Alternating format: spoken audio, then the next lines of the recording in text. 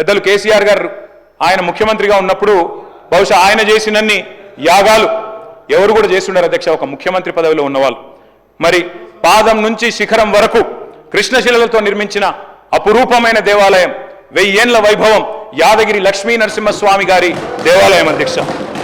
మరి దేశం కోసం ధర్మం కోసం అని రోజు చెప్పేటోళ్ళు అధ్యక్ష, మా వేములవాడ రాజన్న గుడికి రూపాయి తెచ్చిండ్రా అధ్యక్ష? మా ధర్మపురి లక్ష్మీ నరసింహస్వామి గారి ఆలయానికి రూపాయి ఇచ్చిండ్రా? భద్రాద్రి రాములవారి ఆలయానికి ఒక 1/2 పైసా ఇచ్చిండ్రా? లేదా జోగులాంబ అమ్మవారికి 1 పైస ఇచ్చిండ్రా? కొండగట్ట అంజన్న ఆలయానికి 1 రూపాయి వచ్చిందా అధ్యక్ష? బాసర సరస్వతి ఆలయానికి 1 రూపాయి తెచ్చిండ్రా? కురుమూర్తి ఆలయానికి 1 పైసా ఇచ్చిండ్రా? అందుకే అంటున్న అధ్యక్ష, నేను అడగాలే, అడగకపోతే స్పందించరు. సమ్మక్క సారక్క జాతర అధ్యక్ష, ప్రపంచంలోనే అతిపెద్ద గిరిజన జాతర. అద్భుతంగా మేమున్నప్పుడు నిర్వహించాం, మీరు కూడా నిర్వహిస్తారని ఆశిస్తున్నాం అధ్యక్ష. సమ్మక్క సారక్క జాతరకు జాతీయ హోదా ఇవ్వాల్సిన అవసరం లేదా? మహాకుంభమేళాకేమో ఇవాళ కేంద్ర ప్రభుత్వం 2100 కోట్లు ఇచ్చింది అధ్యక్ష ఉత్తరప్రదేశ్ రాష్ట్రానికి, 2100. అదే మరి మనకు ఒక 21 రూపాయలు కూడా ఇచ్చేందుకు మనసు లేదా? మరి ఎందుకు అధ్యక్ష వాళ్ళని అడగొద్దు? అందుకే అంటా ఉన్న అధ్యక్ష, అడగాలి, అడిగితేనే మరి అమ్మైనా అన్నం పెడుతుంది అధ్యక్ష. అధ్యక్ష 5 ట్రిలియన్ ఎకానమీ అని పిఎం అంటున్నారు, మరి మన సీఎం ఏమో 1 ట్రిలియన్ ఎకానమీ అంటున్నారు. 1 ట్రిలియన్ ఎకానమీ అంటే ఏంటిది అధ్యక్ష? భట్టి గారు కూడా బడ్జెట్ స్పీచ్లో చెప్పినారు, డిప్యూటీ సీఎం గారు. $1 ట్రిలియన్ అంటే అధ్యక్ష ఇవాళటి ధరల్లో తీసుకుంటే 88 లక్షల కోట్ల అధ్యక్ష. ఇవాళ మన అసెంబ్లీ అంటున్నాం, మన్నించాలి, మన రాష్ట్రం యొక్క జిఎస్డిపి సైజ్ చూసుకుంటే మనం ప్రస్తుతం 16 లక్షల కోట్ల కాడున్నాం. గ్రోత్ రేట్ చెప్పారు, జిఎస్డిపి గ్రోత్ రేట్ 10.1% అని చెప్పారు బడ్జెట్ స్పీచ్లో. మరి అదే రేటు ఉంటుంది అనుకుంటే అధ్యక్ష, మరి ప్రస్తుత ధరల ప్రకారం అయితే 17 ఏళ్ళు, కానీ స్థిర ధరల ప్రకారం అయితే 35 ఏళ్ళు పడుతుంది అధ్యక్ష. కానీ భట్టి గారు చెప్పినప్పుడేమో 2030 కల్లా దీన్ని సాధిస్తాం 1 ట్రిలియన్ ఎకానమీ అన్నారు. ఎట్లా సాధిస్తారో దయచేసి ఆ సీక్రెట్ మాకు కూడా చెప్పాలని చెప్పి కూడా నేను వారిని కోరుతా ఉన్నా అధ్యక్ష.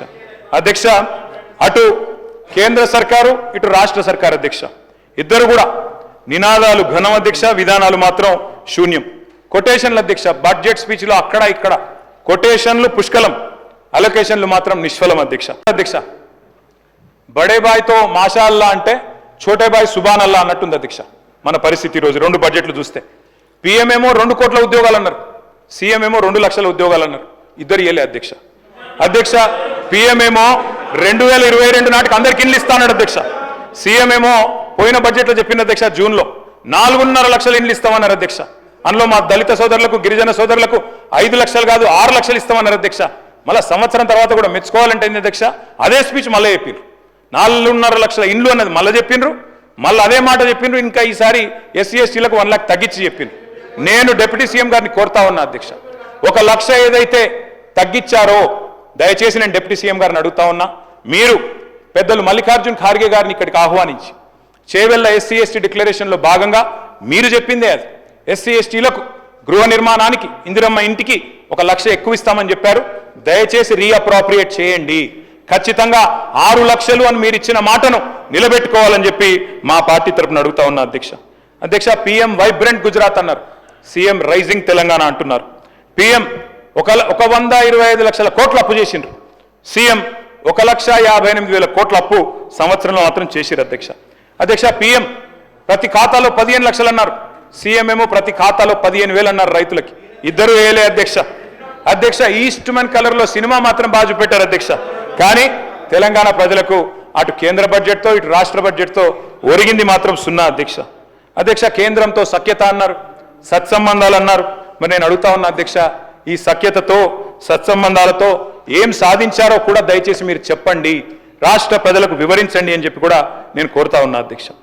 అధ్యక్ష పెద్దలు చెప్తారు, సత్యం వధ ధర్మం చెర, సత్యన్న వచనం శ్రేయ, సత్యం జ్ఞానం హితం భవేత్.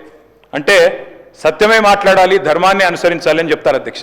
కానీ మరి లోకంలో అసత్యం అబద్ధాలు విజృంభిస్తున్నప్పుడు, హడ్డు అదుపు లేకుండా విచ్చలవిడిగా చెప్తున్నప్పుడు మౌనంగా ఉంటే అధ్యక్ష మనం కూడా అన్యాయం చేసిన వాళ్ళం అవుతాం. నిజం నిలకడ మీద తేలుతుంది అనుకుంటే మరి అందరం మునుగుతాం అధ్యక్ష. ఇవాళ నిజం నిమ్మలంగా నిద్రలేసే లోపల అబద్ధం అంతరిక్షాన్ని కూడా చుట్టొచ్చే పరిస్థితి అధ్యక్ష. అధ్యక్ష అందుకే అధ్యక్ష అబద్ధాన్ని 100 సార్లు చెప్తున్నప్పుడు నిజాన్ని 1000 సార్లు చెప్పాల్సిన బాధ్యత మా మీద కూడా ఉంటుంది అధ్యక్ష.